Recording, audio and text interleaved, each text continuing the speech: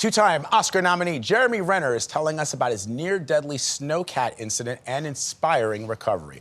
So let me take you back. On New Year's Eve day in 2023, the mayor of Kingstown star was run over by a 7-ton snowcat and broke more than 38 bones. Paramedics did not think he would survive.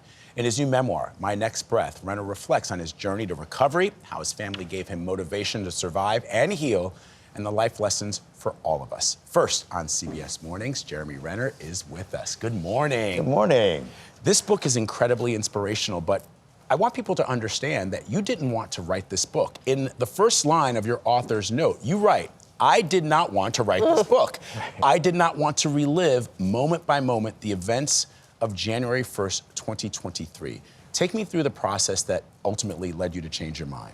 Yeah, it was, I wrote that was sort of like the prologue to the book. I'd written most of the book at that point, but I really wanted to voice why I didn't want to write it. I did, because I just don't think it was valuable in my life. Because I lived it, and the thing I didn't think, look, it was a private incident that happened in my driveway. Why does anybody care about it? But the act of writing it is really what I want people to kind of take away from the book. Getting out of your own way is quite important to really to achieve and get anything you want in your life. And that's the lesson I had to learn, to get out of my own way and share the story, because I knew it was valuable, and it was silly of me not to share it. I want people to read the book, but you describe in excruciating detail those 5 seconds that 14,000-pound machine crushed your body, and the 45 minutes of painful conscious breathing that you had to do until the paramedics arrived. Just give us a sense of that, a flavor of that moment. Well, that's why I didn't want to write the book. You know, it's, but it was such a great gift to be able to have to go word by word, right? Not even in a conversation, but have to write down word by word what was transpiring, to relive the moments of mental acuity, to your body is lit up, and you're drowning, you're on fire, and you're being struck by lightning. It's all at once. It's overwhelming, and to the mental acuity to have to just focus on just one thing, and that was breathing, because I wasn't breathing, and there's no way my body was going to breathe because it was crushed. So that part just saved me, just keeping it, zooming out, focusing on just breathing. So I wasn't going to breathe. Didn't matter that my eyeballs out of my head, that my legs were all twisted up like a pretzel. Doesn't matter. I'll worry about that later. You got to breathe first. If you don't, I'm passing out, and then my body's not going to breathe, and organ failure, and then I'm dead. So the simplicity of just breathing, exhaling, so I can inhale. Then exhaling, then inhaling. Just like walking, take one step.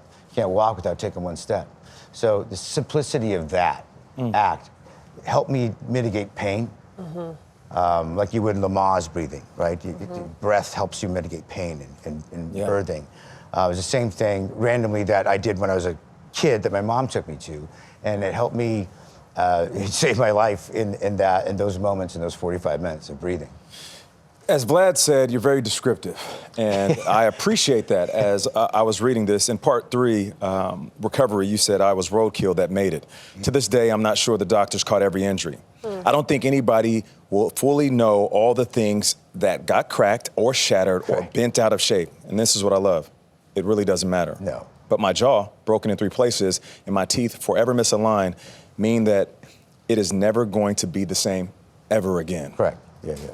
You're understanding what has happened to you, but there is this hyper-awareness of understanding that things aren't going to change from here. You have a mantra: the only obstacle in your way is you. Yeah.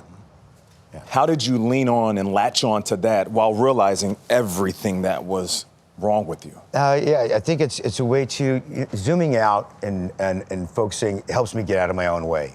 When you get too involved into one micro of something, you get too anxious about things. If we zoom out and see the bigger picture of things, it's a lot easier to take a breath and be like, okay, I can now move forward in this way. And what do I give value to?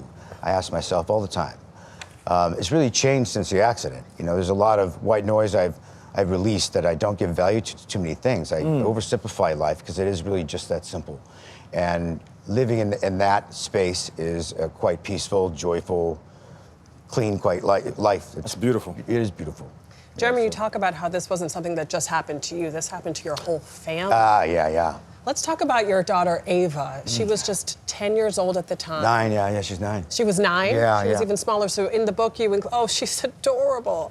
You include a letter that she wrote for school when she was asked about her proudest moment so far in life. And she wrote, "The last weekend I saw him, he was in a wheelchair. As I walked over to the car, I saw my dad was driving in the car on the way back home. I was thinking how incredibly lucky I am to have such an amazing, strong dad." Yeah. So her proudest moment was seeing you pick her up from school again after the accident. What was that like for you when you read her letter? It was pretty inspiring, and I asked her if it was okay if we put that in the book. Her and I had a very precious journey in this recovery, and she was my fuel to get better. I didn't have to worry about my problems, right? All I had to do is, she gets better if I get better. So all I have to do is, get better for her, and not, for me. I don't have to worry about running or anything like that. I just had to. I don't want to put horror in my daughter's life or these horrible images. So it was beautiful to share. I mean, she just read it not that long because we just did the Audible version of this, and she got to read it. And I was on a Zoom with her, and I reminded her, give her some tips and stuff on doing the voiceover on it. And I said, hey, take a pause for a second and realize, look how far we've come, honey. Remember I asked you to wait for me? And you did, and your dad got better. And here we are reading the book. She read for you while you were recovering? Huh? She read for you while you were recovering? Yeah, but she also did the read of her essay in the book for the Audible. Beautiful. Yeah, she just did that. Real quick, knowing how far you have come, this version of yourself right now. Yeah. Imagine you can go back in that moment while you were fighting for your life. You could lean in and whisper one thing to yourself. What would you say? Keep breathing. Yeah. Keep breathing. It works. Because you're here. You say that the fact that you're here, even broken, with that titanium in your body, you're a superhero. It's a superpower. I don't know. It's a superpower. It is. It's a superpower. And we're glad that you're here. Yeah, I'm glad to be here. The book is amazing. The book is It's amazing. really You're amazing, Jeremy beautifully Renner. written. Thank you very, very much for being with us. We so love you. My Next Breath is on sale right now.